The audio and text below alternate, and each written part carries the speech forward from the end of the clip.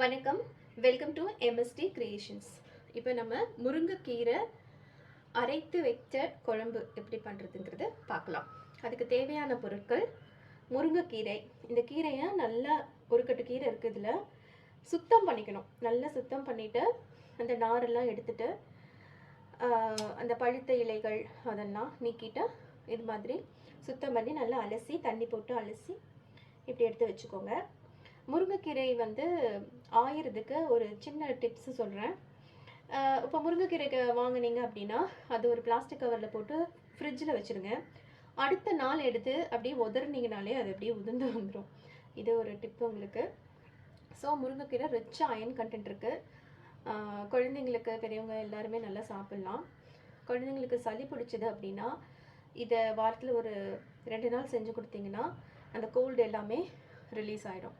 Okay, இது ரொம்ப சக்தி உள்ளதுங்க.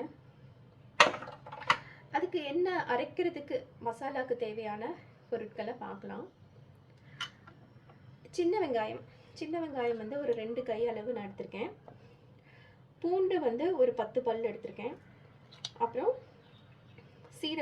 சீரகம் ஒரு 1 டேபிள் ஸ்பூன் எடுத்துக்கோங்க. அதே மாதிரி மிளகு ஒரு டேபிள் ஸ்பூன்.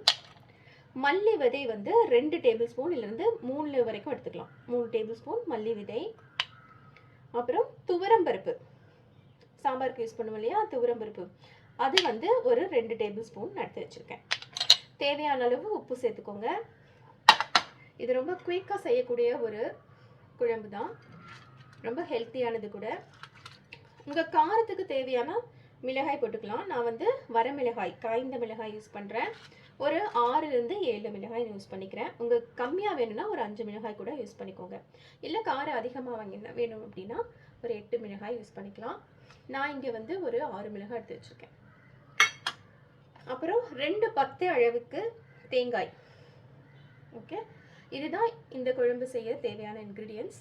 இது எல்லாத்தையுமே ஒரு மிக்ஸி ஜாரில் நம்ம போட போகிறோம். இது மாதிரி ஒரு மிக்ஸி ஜாரில் நான் எல்லா இன்க்ரீடியன்ட்ஸும் ஒன்றா போட போகிறேன்.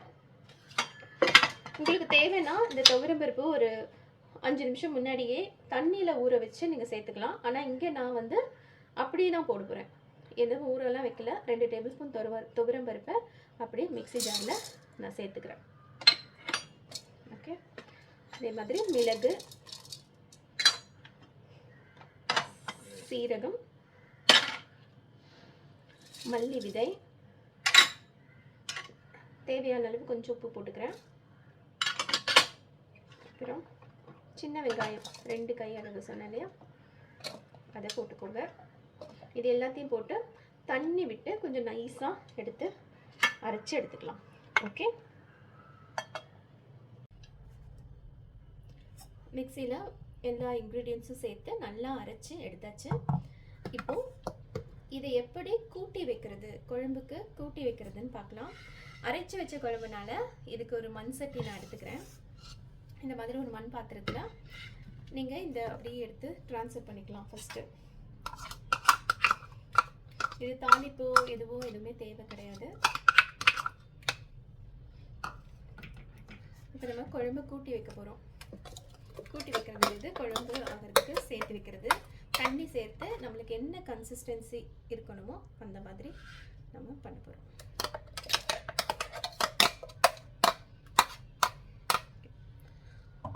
இந்த மாதிரி போட்டாச்சு. இதுக்கு தேவையான அளவு கொஞ்சம் உப்பு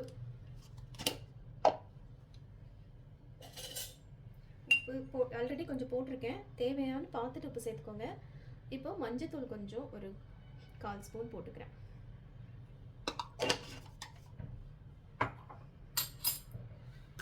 மஞ்சத்தூள் போட்டுட்டு இதில் தண்ணி கொஞ்சம் ஊற்றுறேன். தண்ணி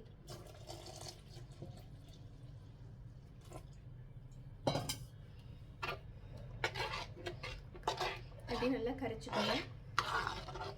குழம்பு எந்த கன்சிஸ்டன்சியில் வேணுமோ அந்த அளவுக்கு தண்ணீர் சேர்த்தா போதும்.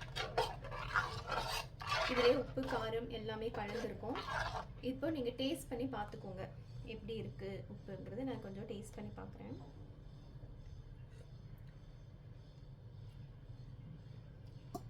கொஞ்சம் உப்பு பத்தல, அதனால கொஞ்சம் உப்பு போட்டுக்கிறேன்.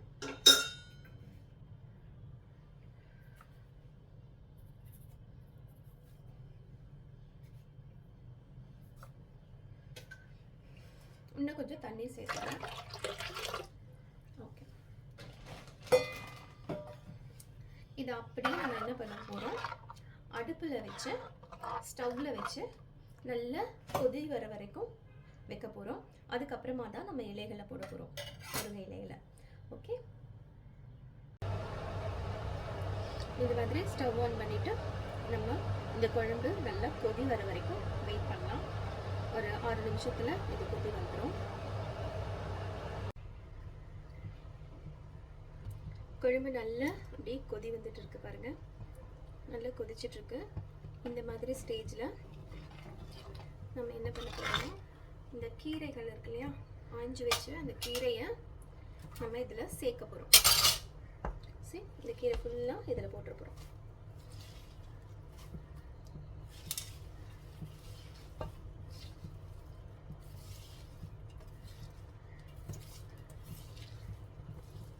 இந்த குழம்பு நல்ல ஒயிட் ரைஸ் அது கூட சாதத்தில் போட்டு கொஞ்சம் நிறைய ஊற்றி சாப்பிட்டு பாருங்கள். ஹெல்த்துக்கு ரொம்ப ரொம்ப நல்லது.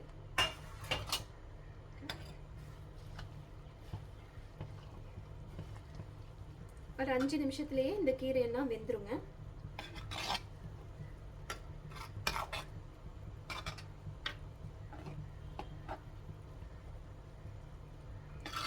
அவ்வளோதான்.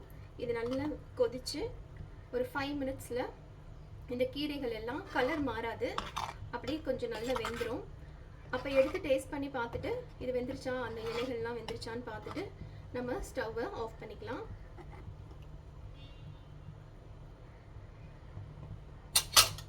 கீரை வேகிற வரைக்கும் நம்ம கொஞ்சம் வெயிட் பண்ணலாம்.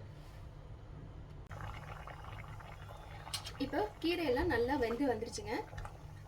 ஒரு கீரை எடுத்து அந்த இலையை வந்து டேஸ்ட் பண்ணி பார்த்தா அது வெந்திருக்கான்னு தெரியும் நம்மளுக்கு. நல்லா வெந்து வந்துருச்சு. இந்த ஸ்டேஜில் நான் ஸ்டவ் ஆஃப் பண்ணிடுறேன். இது ரொம்ப ஹெல்த்தியான டேஸ்டியான கொதி கீரை குழம்பு, இல்லைன்னா அரைச்சி வச்ச பச்சை செலவு குழம்புன்னு சொல்லலாம். ஓகே, இது கண்டிப்பாக ட்ரை பண்ணி பாருங்கள். இது ரொம்ப நல்ல ரெசிபி.